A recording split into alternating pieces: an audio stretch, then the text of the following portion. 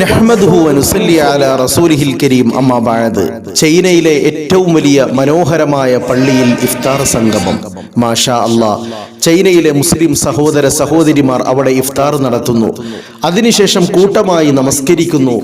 റമളാൻ വിശുദ്ധിയുടെ നിറവിൽ ചൈനീസ് മുസ്ലിമീങ്ങൾ ചൈനീസ് വിഭവങ്ങൾ അടങ്ങിയ വിഭവ സമൃദ്ധമായ ഇഫ്താർ വിരുന്ന്. പുണ്യമുള്ള ഏറ്റവും പ്രതിഫലമുള്ള അമലാണ് ഇഫ്താർ എന്നുള്ളത്.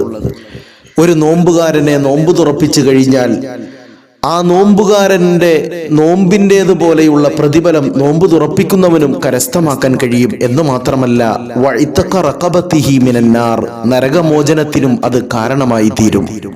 പ്രത്യേകിച്ച് ഇത്തരത്തിലുള്ള വലിയ ഇഫ്താർ സംഗമങ്ങൾ പരസ്പര സ്നേഹവും ഐക്യവും ഒരുമയും എല്ലാം ഊട്ടിയുറപ്പിക്കാനും ശക്തിപ്പെടുത്താനുമുള്ള വലിയ സംഗമങ്ങൾ തന്നെയാണ്. അല്ലാഹു തആല ഇസ്ലാമിനും മുസ്ലിമീങ്ങൾക്കും ഇസ്സത്ത് പ്രദാനം ചെയ്യുമാറാകട്ടെ.